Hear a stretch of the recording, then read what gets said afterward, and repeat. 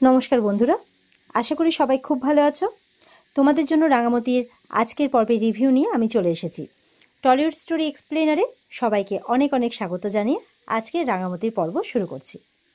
শুরুতেই দেখা যাচ্ছে স্বাধীনতা দিবসের অনুষ্ঠান চলছে।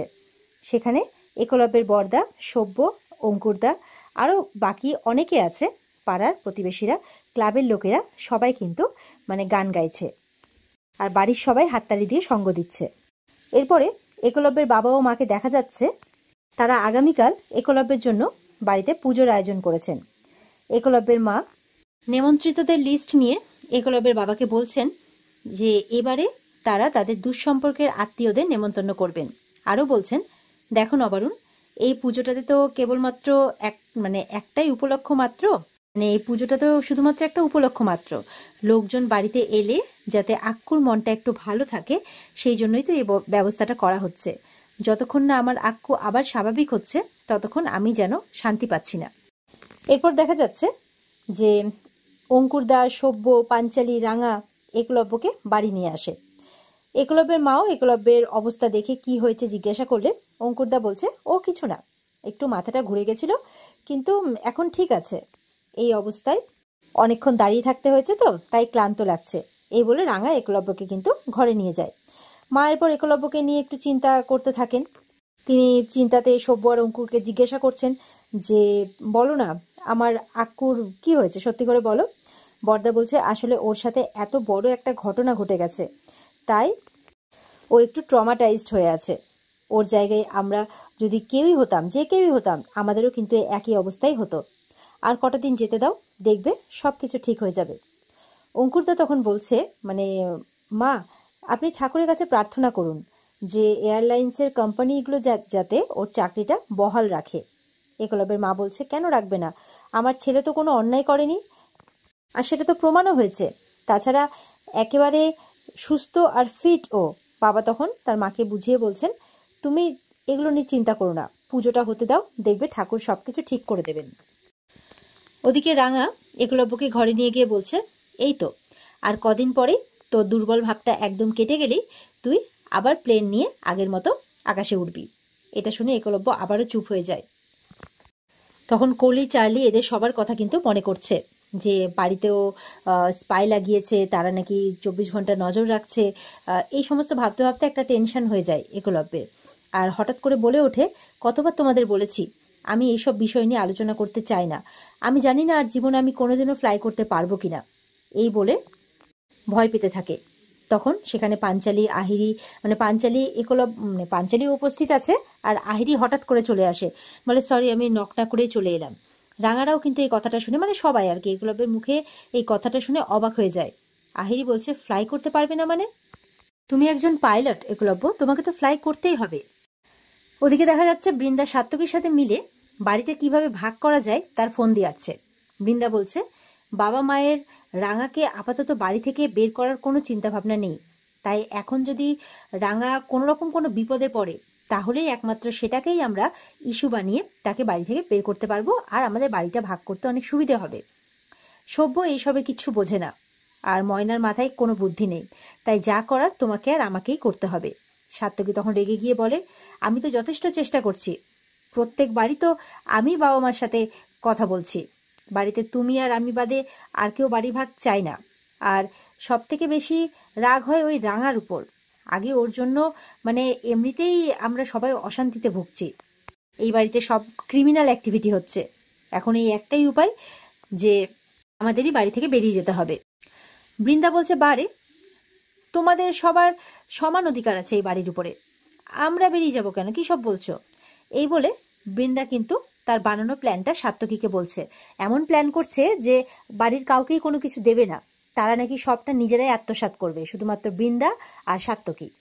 ওদিকে একলব্য ইয়ের কথাই আর কি, আহিরির কথাতে উত্তর দিয়ে বলছে যে বিরক্তি বোধ করছে একটা, আর উত্তেজিত হয়ে যাচ্ছে, আর বলছে, কতবার বলেছি এটা নিয়ে আলোচনা করো না, তোমরা প্লিজ এখান থেকে বেরিয়ে যাও, সবাই যাও, আমাকে একটু একা থাকতে দাও, আমার কিচ্ছু ভালো লাগছে না। রাঙা আর পাঞ্চালি তখন একলব্যকে সামলাতে থাকে।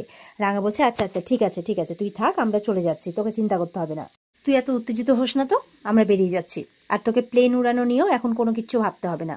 কদিন পর তো তোকে এমনিতেই এয়ারলাইন্সের লোকেরাই ডাকবে, ডেকে তোকে সংবর্ধনা দেবে, তোর সাহসিকতার পুরস্কার দেবে। এটা শুনে একলব্য রাঙার উপর রেগে যায়। রাঙাও তখন চুপ করে যায়, কোনো কথা বলে না আর ঘর থেকে বেরিয়ে যায়। বেরিয়ে যেতেই অঙ্কুরদা তাদের ঘরে এসে রাঙাকে বলছে, পরশুদিন তোমার কিন্তু ন্যাশনাল কোয়ালিফাইডের মানে সিলেকশন চান্স আছে, তোমার মনে আছে তো? বলছে আগের বারটা তো সিলেকশনের দিন তোমার উপরে অ্যাটাক হয়ে গিয়েছিল, তুমি এগিয়ে থাকলেও তোমাকে সিলেক্ট করা হয়নি। আরও যা যা ঘটনা ঘটেছিল সবটাই বলছে অঙ্কুরদা। রাঙা তখন মানে আগের বারে তার পিঠে যে অনেকগুলো তিল লেগেছিল সেই সব কথা ভাবছে। অঙ্কুরদা তখন বলছে যে ওখান থেকে মাকে ফোন করেছিল এইমাত্রই, ওরা তোমাকে সেকেন্ড চান্স দিতে চান, তাই পার্টিসিপেট করতে বলছেন। রাঙা এটা শুনে কিন্তু খুব আনন্দ হয়, আর আনন্দে কিন্তু চোখে জল চলে আসে। পাঞ্চালিও পাশ থেকে তখন রাঙাকে বলছে, এটা খুব ভালো খবর, তোকে এবার ন্যাশনাল কোয়ালিফাই করতেই হবে। রাঙা তখন একলব্যের দিকে তাকায়, আর একলব্যকে দেখে মানে একটু ভাবুক হয়ে পড়ে আর কি। কারণ একলব্যেরও তো খুব ইচ্ছে ছিল, এখন একলব্য এমন একটা ঘোরের মধ্যে আছে যে এই সবে আর কোনো তার নেই আর কি, মানে ভাবতে পারছে না। এদিকে বৃন্দা ভয়ঙ্কর প্ল্যান শুনে সাত্যকীত একবারে চমকে ওঠে, বলছে, এসব তুমি কি বলছো, তোমার মাথাটা কি গেছে? বৃন্দা বলছে, এটা ছাড়া আমার কাছে আর কোনো উপায় নেই, আমাদের শুধু সুযোগটাকে কাজে লাগাতে হবে। বৃন্দা বলছে, আমরা কাউকে কিচ্ছু দেব না, এত বড় বাড়ি, টাকা পয়সা, সম্পত্তি, সবটা শুধু আমরা দুজনই ভোগ করব। বৃন্দার কথা শুনে সাত্যকী মনে মনে ভয় পেতে থাকে, আর এমনটা করা কি ঠিক হবে এটা ভাবতে থাকে।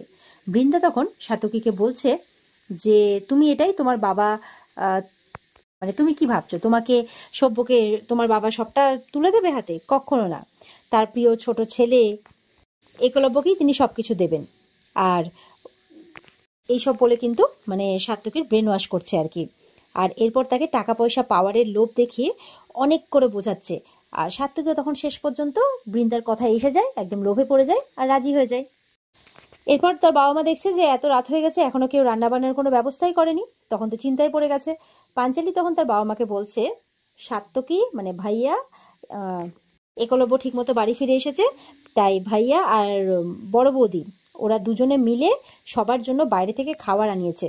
এটা শুনে বাবা মা তো অবাক হয়ে যান। রাঙা তখন সেখানে এসে এটা শুনে বলছে, সেটাই তো আমিও ভাবছি, মেজদাদা বাবু মানে মেজদা নিজের পকেটের টাকায় আমাদের খাওয়াচ্ছে, মানে সূর্য আজকে কোন দিকে উঠেছে বলতো? মা তখন বলছেন, এভাবে বলিস না, এতদিন তো ওর ভাইয়ের নিখোঁজ ছিল, ওর কি মনে দুঃখ হয় না বল? রাঙা তখন বলছে, হ্যাঁ, এই বাড়ির সকলের প্রতিই সকলের ভালোবাসা আছে বলেই তো আমরা সবাই একসাথে আছি। এরপর একলব্যের মা রাঙাকে একলব্য এখন কেমন আছে জিজ্ঞাসা করলে রাঙা বলছে এখন একটু ভালো আছেন। আহিরি তখন সেখানে এসে বলে, একলব্য তার চাকরিটায় মানে তার চাকরি থাকবে কি থাকবে না এটা নিয়ে খুব টেনশন করছে। এয়ারলাইন্স থেকে যদি জানিয়ে দেয় যে তার চাকরিটা আর নেই, তাকে যদি ক্লিন চিট দিয়ে দেওয়া হয়, মানে এটা ভেবে ভয় করছে। আর একলব্যকে ফ্লাই করতে দেবে কি দেবে না, মানে একটা ক্লিন চিট দেওয়া না পর্যন্ত আর কি একলব্যকে তো ফ্লাই করতে দেবে না। তো ওর মনের অবস্থার না জানি কি প্রভাব পড়বে, এটাই একটু ভাবছি আর কি। আর একলব্য এইসব নিয়ে ভাবছে। তো তো আহিরি বলছে, এটাই চিন্তা হচ্ছে, শুধু আর কিছু না, তবে আজকে মেজদা খাওয়াচ্ছে এটা ভেবে খুব আনন্দ হচ্ছে। তখন আক্কুর মা মানে একলব্যের মা বলছে আহিরিকে, তুমি একদম চিন্তা করো না আহিরি, আমরা সবাই আছি তো, রাঙা আছে, সব থেকে বড় ব্যাপার, একলব্যের কিচ্ছু হবে না। আচ্ছা, সাত্যকী খাওয়াচ্ছে এটা শুনে মোটামুটি একটা আনন্দ ছিল। যখন একটু জানতে পারে ভালোভাবে যে বৃন্দারও কন্ট্রিবিউশন আছে এর মধ্যে, তখন একটু মায়ের মুখটা ছোট হয়ে যায়, রাঙাও অবাক হয়ে যায়।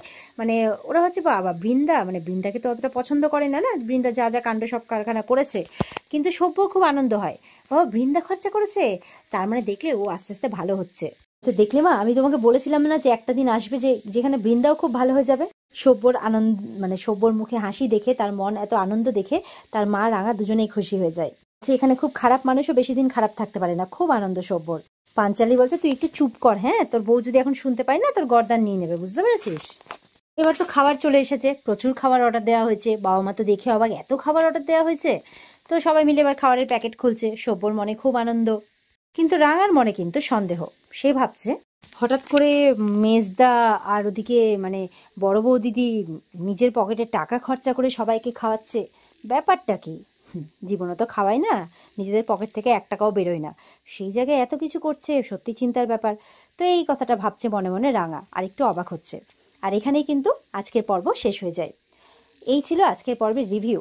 ভালো লাগলে কমেন্টে জানাবে, আর অপেক্ষা করে থাকবে আমাদের আগামীকালকে রিভিউ পাওয়ার জন্য। দেখা হচ্ছে আগামীকালকে। পর্বে বিস্তারিত দেখতে স্টার জলসার পর্দায় চোখ রাখবে। টাটা।